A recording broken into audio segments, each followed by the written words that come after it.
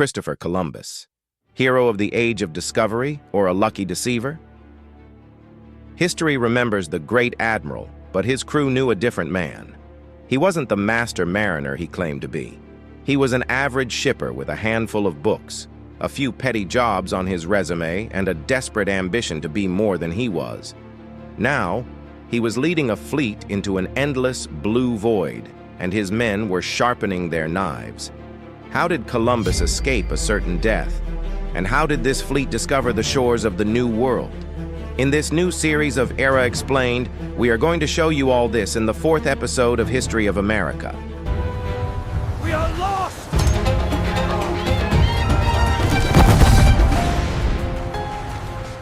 To get Columbus on that ship, the Spanish crown promised him the world.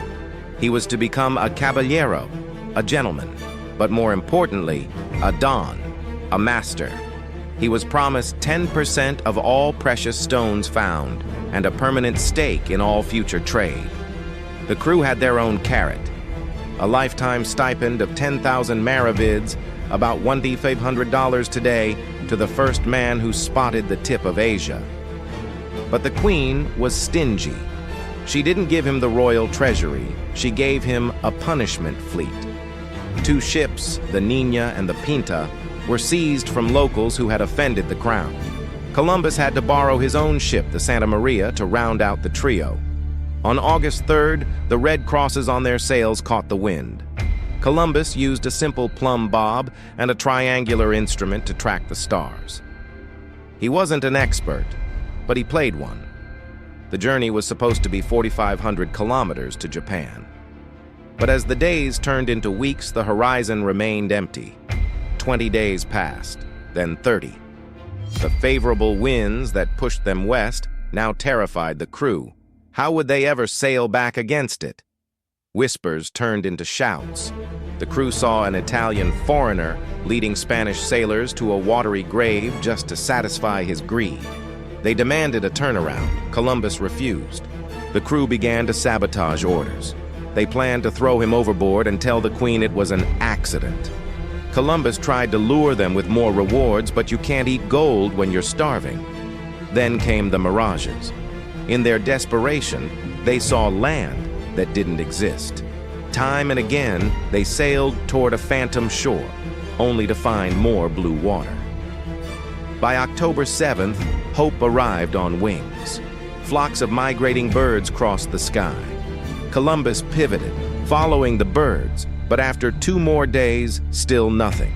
The crew surrounded him. This was it. Turn back now or die. Columbus made one final desperate gamble. "Give me 3 days," he promised.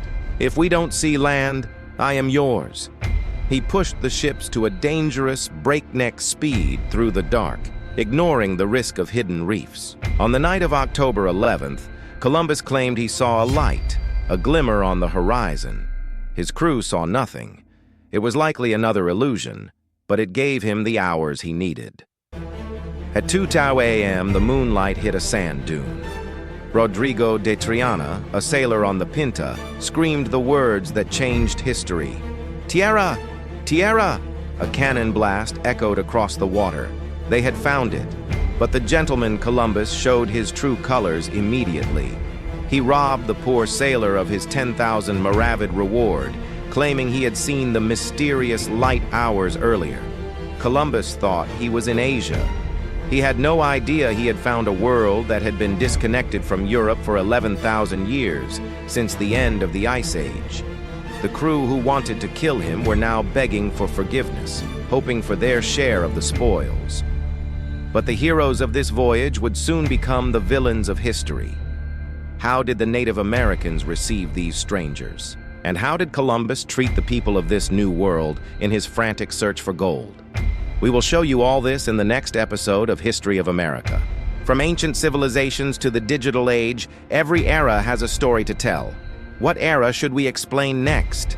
Tell us what you think in the comments. Subscribe to Era Explained for more.